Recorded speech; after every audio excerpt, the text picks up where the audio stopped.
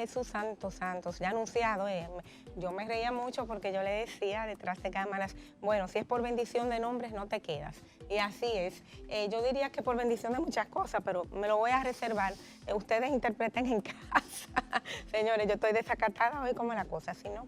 Juan, qué bueno tenerte aquí. Ya me habían hablado mucho, no te había conocido personalmente. Sé que habías estado en espacios de nuestro canal, como Abriendo la Mañana, pero llegaste al sillón rosado, que era donde tenías que llegar. Qué bueno que estás aquí. Muchísimas gracias, gracias por darme la oportunidad de estar aquí en este programa importante y prestigioso, porque procura de todas las personas, según he visto en la trayectoria, que se sientan aquí, el hecho de buscar temas que procuren exaltar al ser humano y procurar ver cómo en la sociedad vemos esos valores positivos que hoy por hoy hay que motivar para que así se compartan con otros y ser entes multiplicadores de las cosas buenas que ocurren en nuestro país o de las que están por venir. Así es. Bueno, estás nombrado relacionista público de Adelina a partir de ahora, después de esa introducción, realmente, pero la verdad que sí, ha sido un poco difícil, debo confesarte, porque a veces uno entiende, a mí misma me da miedo, digo, bueno, quizás voy a perder rating, quizás voy a perder ese público maravilloso que nos sigue, porque se está promocionando un contenido generalmente tan amarillista, un contenido tan superficial, incluso tiene que ser rapidísimo, porque la gente no quiere procesar información, pero nos hemos mantenido tratando de edificar a la familia dominicana, porque realmente ese es, tú sabes que es la célula base de una nación. Si nosotros destruimos los valores, entonces nos quedamos sin nada. ¿Qué es lo que parece estar pasando? Sí, tristemente es una realidad contra la que hemos tenido que asumir el gran compromiso, y ustedes más, que día con día luchan contra una caterva de hombres y mujeres, de una avalancha como bien lo señalas, de amarillismo, ¿por qué no?, de sensacionalismo, donde se procura el morbo más que lo que tiene que ver con la profundidad de una reflexión determinada, donde se procura una noticia rápida y quizás donde no hay un análisis previo como ustedes bien hacen, del análisis del perfil de la persona, del análisis del tema que se va a tratar con la persona, en procura de dejar algo al televidente. Es triste que miremos eso como realidad. Sin embargo, el hecho de que exista ya y de que permanezcan en el tiempo hombres y mujeres como tú, comprometidos con esas ideas, nos da a nosotros paz y nos da garantía de que hay futuro, de que permanece el interés por las cosas buenas, por el interés por seguir construyendo la república que soñaron Juan Pablo Duarte, Sánchez y Mella, y que sin lugar a dudas ha sido y será siempre ese motor, esa chispa de hombres y mujeres que en un momento fueron un pequeño grupo y luego se constituyeron en la gran realidad, como resultado de que la verdad permanece y prevalece en el tiempo. Ese tipo de situaciones vemos que son efímeras, pasan de moda. Eso es igual que la buena y la mala música. La mala música puede hacerse popular en un momento, pero en el tiempo desaparece. ¿Como resultado de qué? De su falta de contenido, de su falta de trascendencia. Entonces, cuando yo veo hombres y mujeres como usted, comprometidos con la trascendencia de las ideas, eso hace que uno apueste a eso, procure seguir eso y se comprometa con el legado a los que vienen, a las nuevas generaciones, de eso, de apostar al contenido, de apostar a lo que tiene que ver con la formación, con el usted dar su mejor versión y, por qué no, constituirse en un hombre y en una mujer que procura dar a la sociedad, con su ejemplo profesional, con su ejemplo familiar y con su ejemplo, ¿por qué no?, político, su mejor aporte, lo mejor que usted pueda hacer. Así es. Algo que no deja de sorprenderme es el apoyo oficial que han tenido, y aquí voy a aprovechar para hacer una pequeña crítica, que yo generalmente no lo hago, pero lo voy a hacer.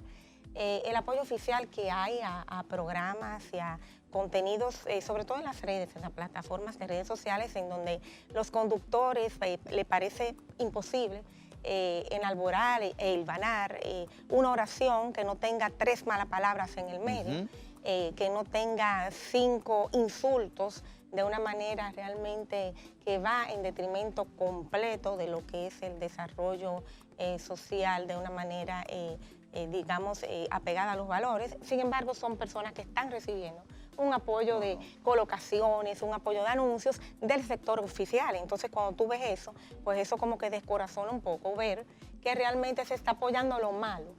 Y con los recursos de las personas que pagamos impuestos. Yo, por ejemplo, que pago mis impuestos, no quiero que mi dinero vaya a aportar a esas campañas en donde vemos, te lo estoy diciendo, estoy horrorizada. Claro. Veo plataformas en donde hay 5 conductores y entre los 5 tú lo majas y no saca medio. Que pueda decir una oración sin 3 San Antonio. Yo ayer escuché personas decirle improperios a figuras públicas con palabras que yo realmente no quiero que mis hijos escuchen. Sí. Entonces, eso yo creo que ahí tenemos que realmente nosotros mismos tratar de no consumir tanta basura. Uno es lo que uno recibe, así como uno es lo que uno come. Pues el cerebro también es de lo que se alimenta. Vamos a conocer mucho de Juan. Yo me voy a ir a una pausa comercial porque hay mucho que hablar con este joven político. Gracias. Porque no podemos decirle de otra manera. Y eso es el interés. Nosotros estamos, como dije anteriormente, iniciando este tiempo en donde estaremos dando a conocer las figuras políticas y donde estaremos dando a conocer también las propuestas nuevas que esperemos que haya de los políticos ya sazonados. Pero queremos sangre nueva. Yo creo que el país necesita sangre nueva e ideas nuevas. Y bueno, te estás estrenando, así que qué bueno que eres tú. Gracias por ese espacio. Y bueno, aquí. Quédense ahí, que es bien interesante, y sobre todo que Juan es como canchanchan mío en ideología, porque pertenece al team de John Maxwell. Ustedes saben lo apegada y la conexión que tengo con el grupo de John Maxwell Team, y estaremos hablando también de un contenido que no va a ser solamente político, sino que va a estimular a muchos hombres, a muchas mujeres y muchos hombres jóvenes a hacerlo bien. Volvemos en breve, quédense con nosotros. Que siguen ahí con nosotros, y sí, tengo muchas cosas que preguntarte. Me sorprendí muchísimo cuando vi tu hoja de vida. Ya te había visto en una campaña que hiciste, creo que fue para cuando estuvimos en tiempo de pandemia, y digo yo, wow, pero ¿quién es este joven tan apuesto? Porque es la verdad, y que tiene tan buena dicción, eso llamó la atención. Y luego pues me enteré de muchísimas cosas que son sorprendentes. Actualmente tú ocupas 2 cargos. Quiero que me expliques un poquito de cada uno de ellos y cuál es tu función en ellos. Bien. Bueno, en la actualidad, a nivel profesional, nosotros tenemos nuestro bufete en Moca. Nosotros vivimos en Moca. No me trajiste galletitas. Para la próxima te la traigo. Esas sí son buenas, las del Supirico. De Moca. Óyeme, qué cosa más buena. Los besitos de Moca, eso es clásico. Así es. Vivo en Moca, soy abogado de profesión desde el 2006 en el ejercicio. Vengo de una formación en la que pasé por las oficinas de Carlos Salcedo, Artañán Pérez Méndez, que fueron mis maestros. Luego de eso me independizo y entonces ya ingreso a la academia a dar clases de Derecho Penal. Ahí ya en Madre y Maestra, desde el 2010, imparto docencia hasta la actualidad, pero me vinculo más a la academia luego de que entonces en UNCATESI se me incorpora como decano de la Facultad de Humanidades, que dirige Derecho, Educación, Psicología y Arquitectura. Ahí estamos ya más vinculados al ámbito académico.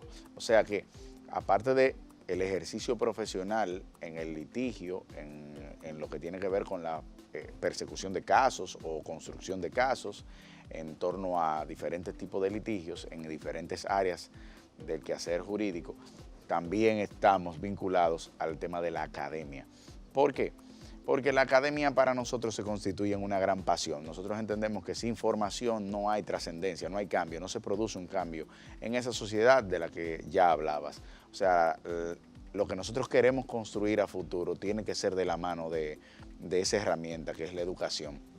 La educación que puede ser a nivel inicial, a nivel medio o a nivel ya de grado y de posgrado, donde el individuo tiene que sufrir una transformación de su visión para producir cambios desde el ejercicio de su profesión y, ¿por qué no?, en esa formación inicial, desde lo que tiene que ver con los valores que se inculcan. Entonces, por eso para nosotros la academia, que como bien todo el que la ha vivido lo sabe, no es un modo de vida. En nuestro país, en otros países, en otras latitudes, sí, una persona puede vivir absolutamente de la academia, pero en República Dominicana no, nosotros simplemente lo tenemos como una gran pasión por ese quehacer, esa vocación, por el servicio que se ejerce desde la docencia en pos de las siguientes generaciones. Entonces, en la actualidad soy decano de la Facultad de Humanidades, como te decía, y también a nivel político formamos parte de lo que es la Secretaría Nacional de Educación y Doctrina del PRD, en la cual presidimos, que viene como resultado también de un trabajo que hicimos como presidente de la Juventud hace un tiempo. Nos desempeñamos en el gobierno pasado como viceministro de la Juventud. En ese periodo desarrollamos todo un recorrido nacional por toda la geografía. Visitamos más de 3 veces todas las provincias del país, tratando de tener un diagnóstico real de lo que querían los jóvenes dominicanos. Ahí pudimos palpar un sinnúmero de necesidades, cuestiones que hoy por hoy siguen latentes como tarea pendiente del trabajo que debe de realizarse en pos de los jóvenes de la República Dominicana. ¿Cómo cuáles? ¿Qué quieren los jóvenes hoy en día? Porque como que uno a veces se queda un poco dudoso, ya que tuviste esa experiencia de ir al interior, de conocer con estadísticas, ¿no? ¿Qué quieren los jóvenes? Bien, mira, en esa visión que nosotros pudimos palpar de toda la geografía nacional, las 32 provincias del país, en más de 3 veces, pudimos ver cómo los jóvenes dominicanos procuraban 2 cosas fundamentales: formación por un lado y oportunidades de empleo. ¿De verdad? Así es. No parece, como que uno ve las redes. Sí, lo que pasa es que decía que, y se dice de manera reiterada, que una caricia hace menos ruido que una bofetada, y es cierto. O sea, cuando tú das una bofetada, eso se promueve más. Y lo vemos en el día a día, en nuestras redes sociales, en los medios de comunicación. Son menos los programas que promueven los valores, los logros de la juventud dominicana, los grandes sacrificios que hacen cientos de jóvenes dominicanos por crecer en el ámbito profesional, en el ámbito institucional, a nivel de grupos de servicio y en el ámbito, ¿por qué no?, político. Pero cuando usted ve un joven, y usted ve a cada rato publicaciones donde se promueven jovencitos que están haciendo cosas mal hechas en la escuela y salen los videos grabándose, pero no se promueve los cientos de días y veces de jovencitos que están haciendo lo que deben de hacerse en las escuelas. O sea que por ese amarillismo del que hablábamos ahorita, se promueven más esos antivalores. Y yo sí creo que hay más jóvenes dominicanos que procuran crecer, que procuran formarse, y lo palpé, lo viví. Ahora bien, tenemos una deuda pendiente en abrir las oportunidades de formación y luego también crear los espacios de empleo. Y ahí es que está la gran dicotomía. Y una de las cosas que nosotros logramos en el gobierno pasado fue hacer previo un diagnóstico. ¿Y por qué? Porque antes se entregaban las becas según, como decían en el campo, íbamos dando las becas por diferentes lugares, se llegaba una persona pidiendo una beca y se le daba. En esa gestión lo que hicimos fue hacer un diagnóstico previo, ver qué necesita, hacia dónde está orientada esa provincia en el ámbito de los profesionales, si es una provincia más vinculada al turismo, si es una provincia más vinculada a la agropecuaria, si es una provincia más vinculada a lo que tiene que ver a la ganadería, si es una provincia que está más vinculada a la ciudad por un sinnúmero de temas, y en base a esas necesidades de la comunidad, entonces se otorgaba la beca. ¿Qué garantizaba eso? Garantizaba efectivamente que le estoy dando la oportunidad de estudio al joven, pero al mismo tiempo que le estoy dando la oportunidad del estudio, el porcentaje de adquisición del empleo es mucho mayor, porque como resultado de ese estudio previo, tiene más oportunidades de conseguir un empleo. No se lo consigo yo como Estado, pero al hacer el estudio previo me permite a mí detectar los posibles nichos en los que ese joven puede ser insertado. No es lo mismo darle una beca de aviación a un joven que vive en Santo Domingo que dársela a un joven que vive en Jimaní. ¿Y dónde eran esas becas? Porque realmente vimos poco flujo de esas becas, quizás. No. O no llegó al público, porque veíamos algunas personas becadas en España, no sé. Sí, no, ¿Cómo funcionó eso? Existían diferentes tipos de becas. Becas que iban al extranjero, becas locales. Acuérdense que tenemos el Ministerio de Educación Superior, que tenía un rango de becas que manejaba, y el Ministerio de la Juventud, que tenía también su programa de becas particular, además de alianzas que generó con otras escuelas a nivel internacional que procuraba también esas formaciones internacionales. Tú me estás tocando y fueron cientos de miles de jóvenes los que nosotros sí. impactamos en República Dominicana con formaciones locales que hicieron licenciaturas gracias a los aportes del Ministerio de la Juventud. Eso en ese ámbito, pero también otros que hicieron másters internacionales con titulación dual, y también, ¿por qué no?, otros que eran virtual, semipresencialidad, virtual, que lograron tener acceso como resultado de esa experiencia y de ese intercambio que se creó en esas alianzas estratégicas entre el Ministerio de la Juventud y de ese entonces y esa entidad académica, que eran diferentes acuerdos.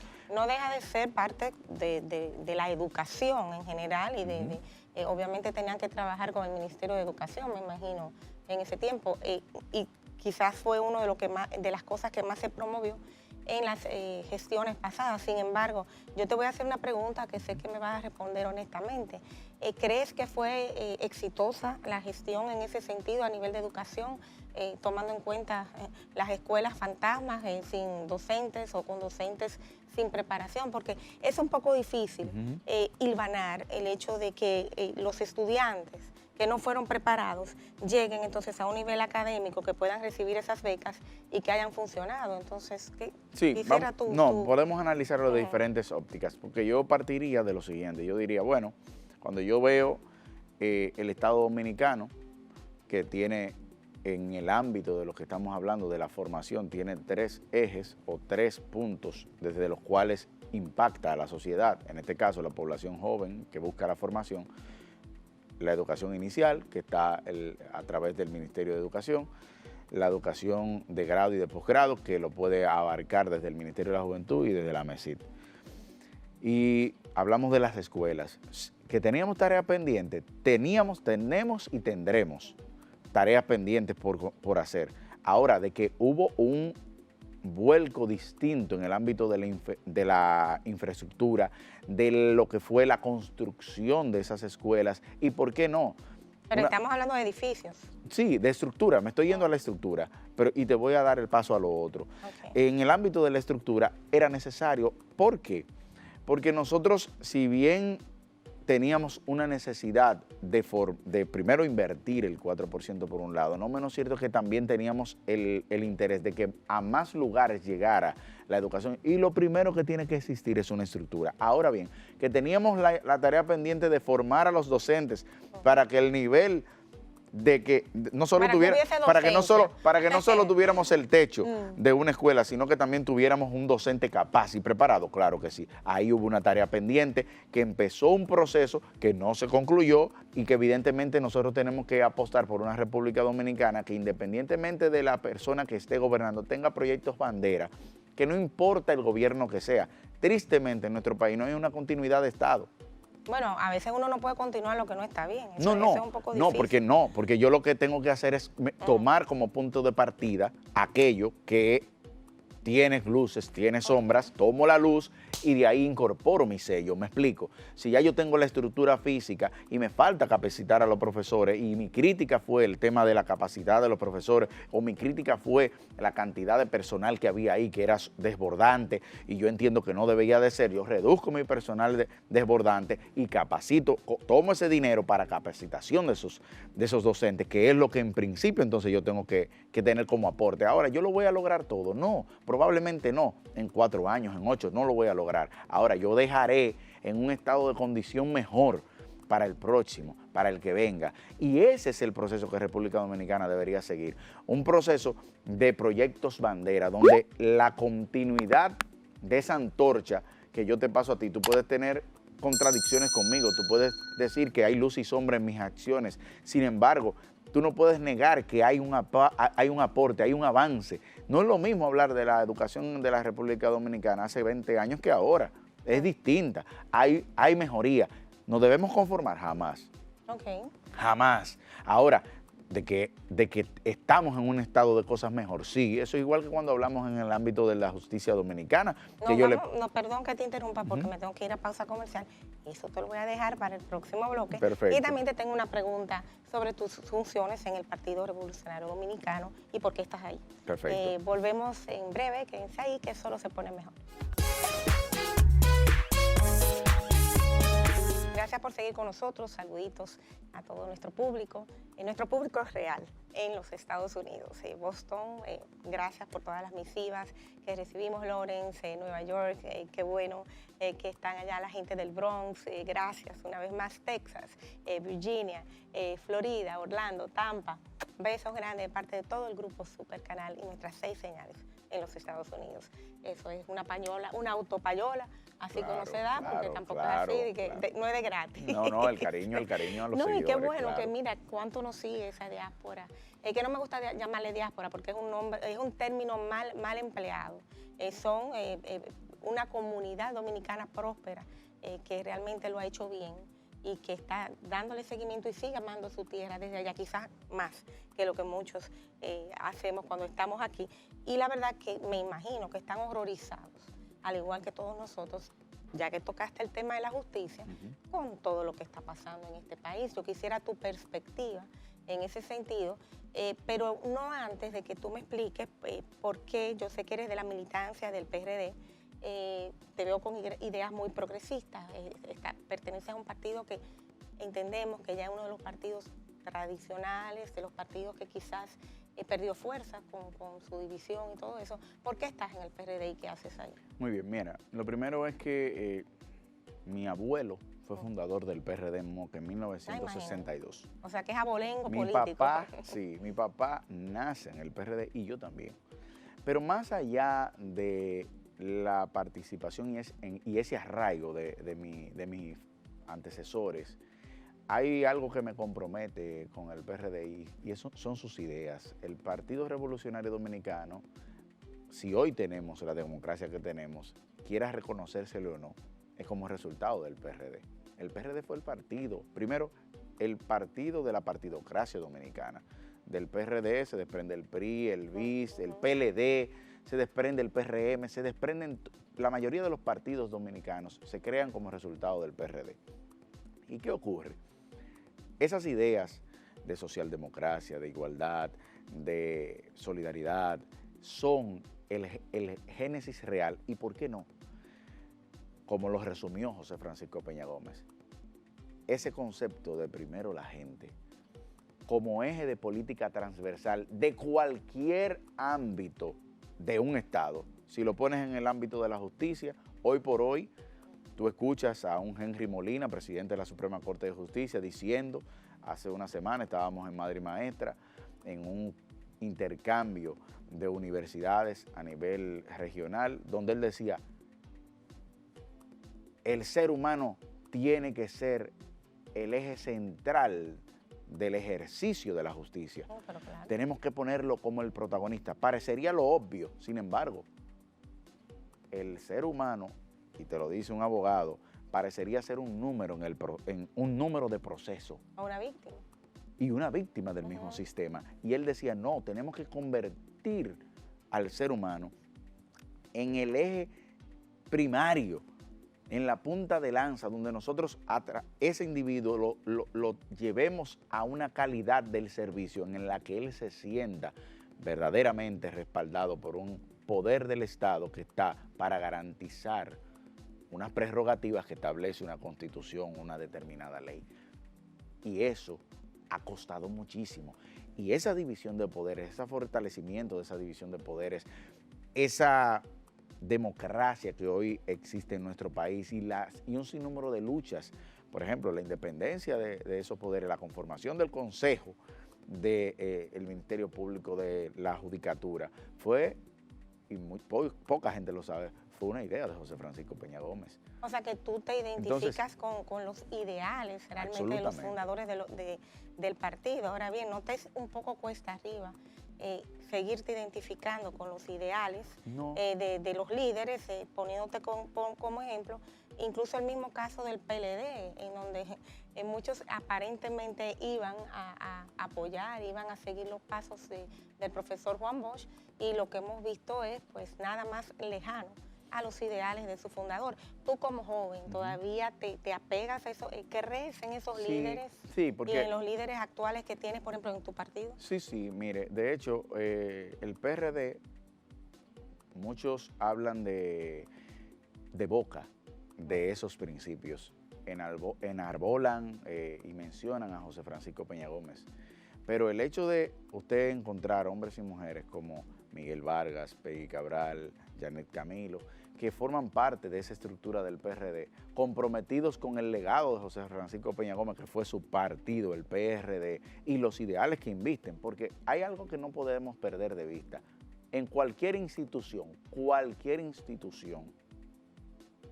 académica, la iglesia, políticos, partidos políticos, existen hombres buenos y hombres malos. Así es. ¿Por qué? Por la naturaleza humana. Entonces, o quizás hombres que no están, a mí no me gusta tipificar tanto, quizás personas que no están tan claras con los ideales. Sí, y por ende caen en un rango, en una línea en donde uno no sabe, si podríamos decir, exalta los valores. No.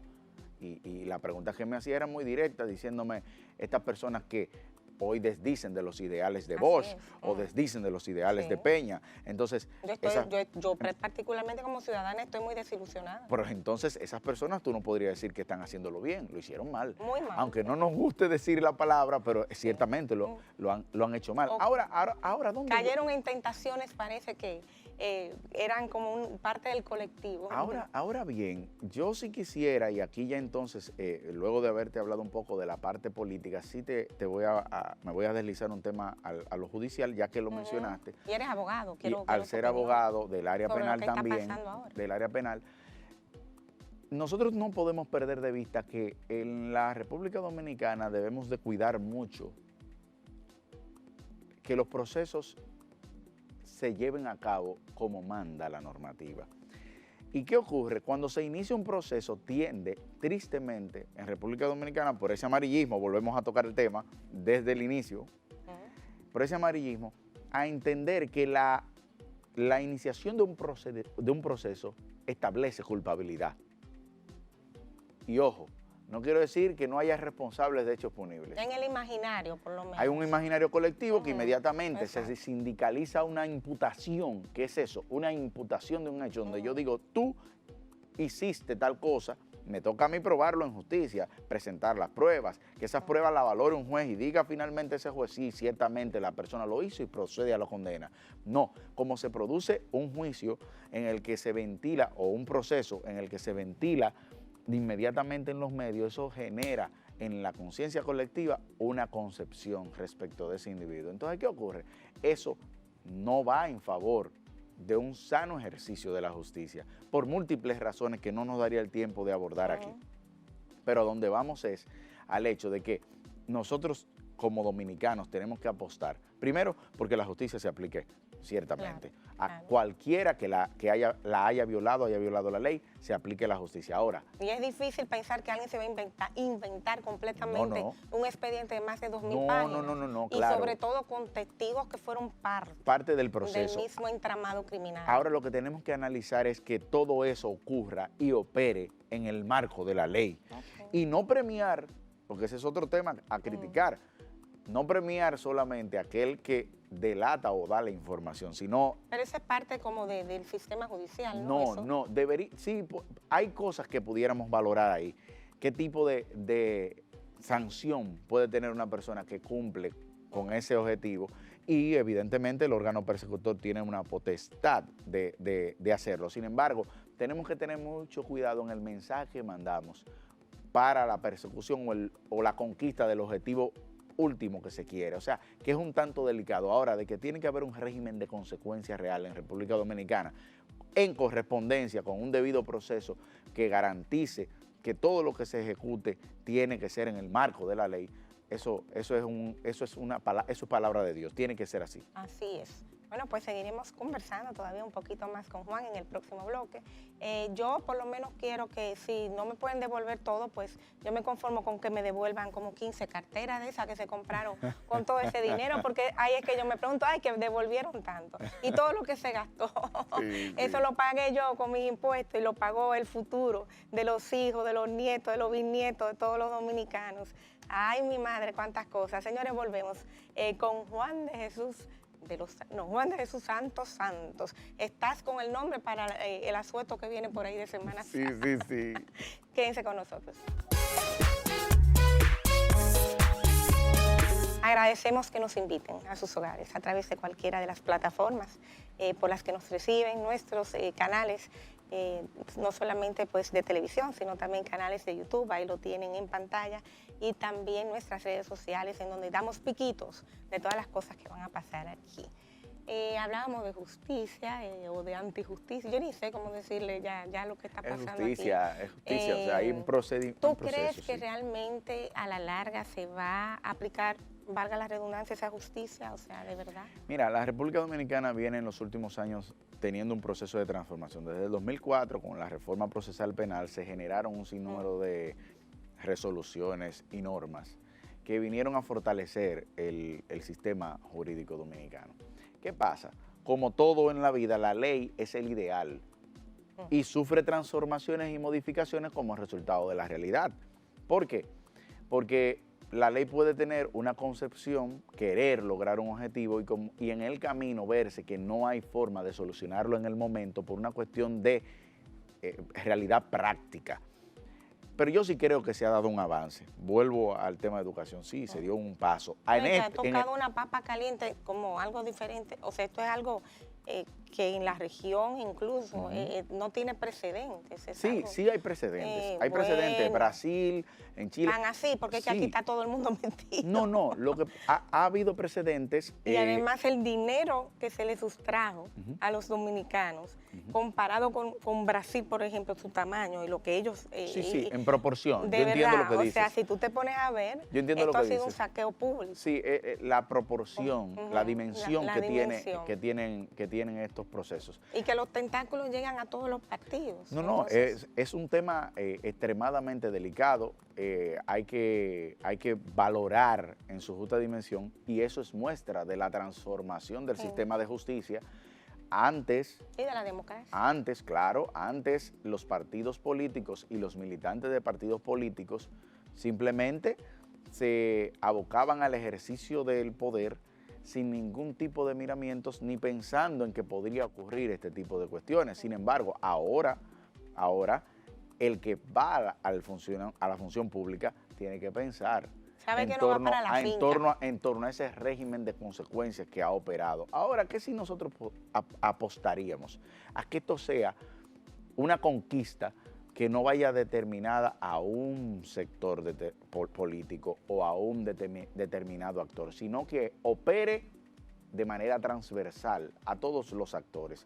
¿Y no te parece que está pasando eso? Porque una cosa es persecución política y otra cosa es un caso que involucre políticos. Sí, yo veo políticos incluso del mismo partido PRM que están involucrados e imputados. Yo no hablo de persecución política per se. Como que no tengo las bases para hacer esas conclusiones en este instante. Un poco cliché. En este instante, yo sí valoro el hecho de que se está haciendo una persecución de aquel que ha realizado este tipo de conducta. O una investigación. O se ha iniciado una investigación, claro, en torno a una investigación que tiende a perseguir un determinado actor, en lo cual no significa que es culpable, sino que está siendo procesado e investigado a esos fines. Ahora bien, con ese tema, que es sensible, que es delicado, ahora nosotros lo que tenemos que lograr es que no solo sea respecto de un actor determinado, y me explico,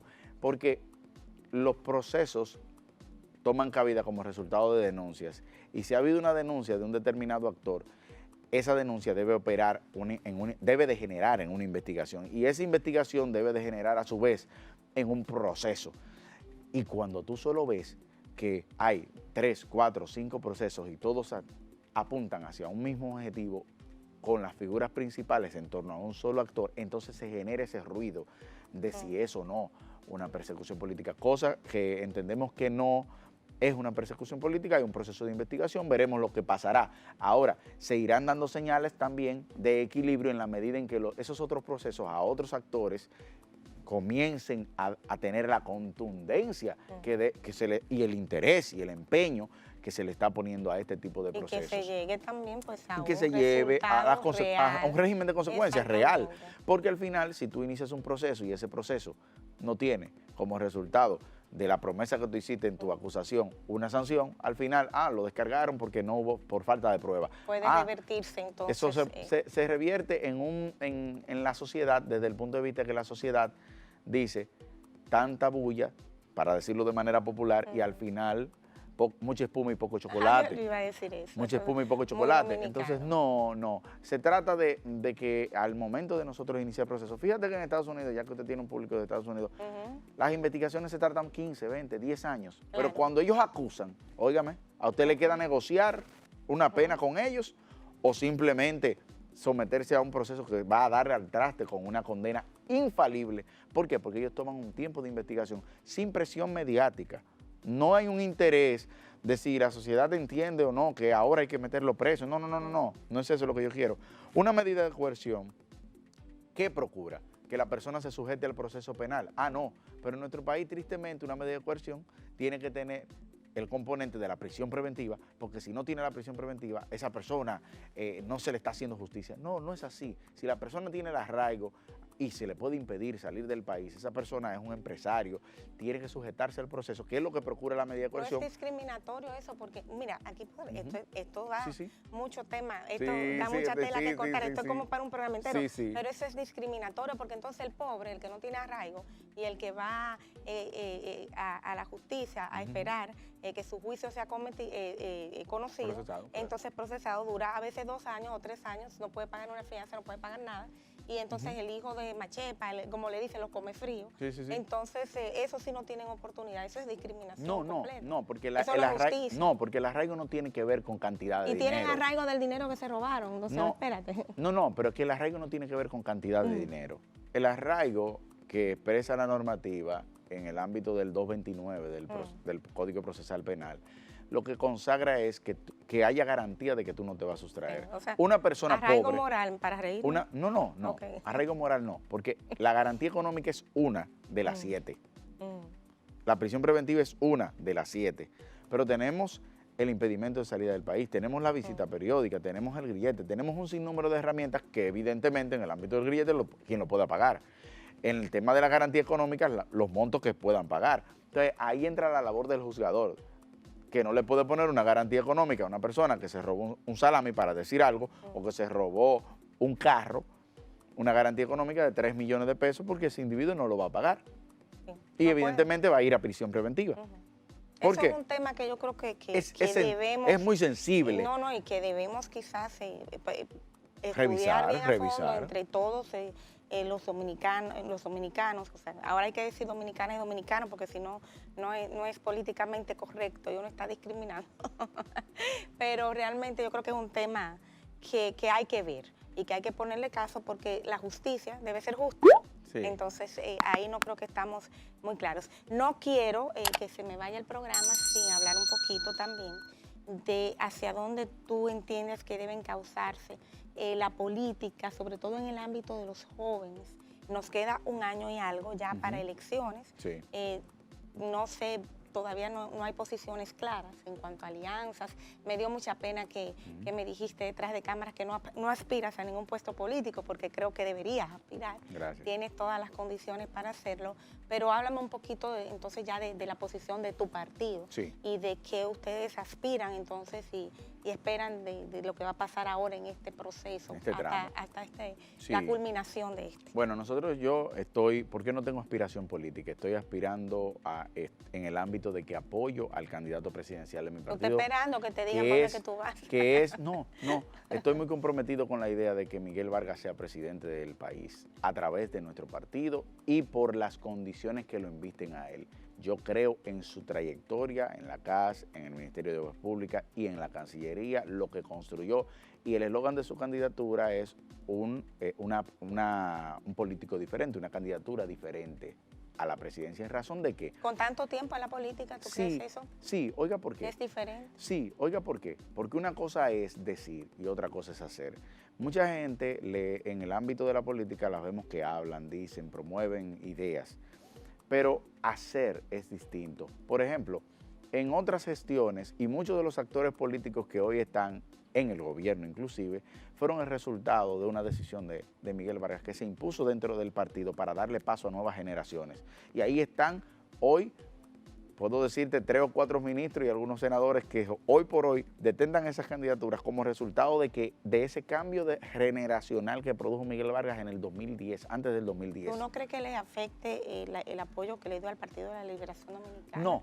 No, porque eso fue coyuntural, la política está hecha de momentos políticos. En ese momento, recordemos que Danilo venía a una reelección y ganó arrolladoramente esa reelección en ese momento cuando nosotros fuimos a esa alianza como resultado de las grandes transformaciones que hizo, que mal que bien quiera taparse el sol con un dedo, no fueron grandes conquistas, el tema del 911, el tema de la revolución educativa, el tema de la infraestructura viales, entre otras tantas cosas. Y en ese nosotros fuimos parte de esa construcción y de ese aporte. Ahora bien, cuando hablo de que Miguel Vargas se constituye en una pieza clave en el ajedrez político dominicano actual, es porque hoy por hoy es de los pocos políticos que pueden ser señalados más que por sus obras positivas realizadas a nivel local y a nivel internacional. Recientemente, el pasado domingo, este domingo, acaba de ser confirmado, ratificado como presidente de la Internacional Socialista para América Latina, donde concentra un sinnúmero de países a nivel de Latinoamérica y forma parte, evidentemente, de la directiva a nivel mundial, donde la República Dominicana tiene presencia y donde tiene no solo presencia, sino se constituye en la presidencia cuando tenemos países como México, como Chile, como Brasil, que son potencias económicas frente a la República Dominicana. ¿Y por qué? Es por el pragmatismo, por esa capacidad de ejecución en el trabajo, porque habría que conocer la obra de fondo de Miguel Vargas para entender lo que podría hacer desde el Estado si lo dirigiera. Ahora bien, queda un minuto. Ahora bien, sí. Ahora bien, ¿qué queremos nosotros con los jóvenes dominicanos y con el ámbito de la participación política? Nosotros vamos a trabajar con la candidatura del presidente Miguel Vargas, con la candidatura de Yanet Camilo en el Distrito Nacional, que también entendemos una mujer comprometida con las causas de inclusión a la mujer, de participación a la juventud. Pero queremos que los jóvenes dominicanos sepan que es importante no hacernos ciegos ante el ejercicio de la política. Si no participan ellos, vendrán otros. Y nosotros entendemos que son los jóvenes dominicanos que quieren trabajar, que quieren formarse, que quieren crecer en República Dominicana, que tendrán a sus familias aquí, los que deben de asumir un paso de compromiso en pos de las generaciones venideras.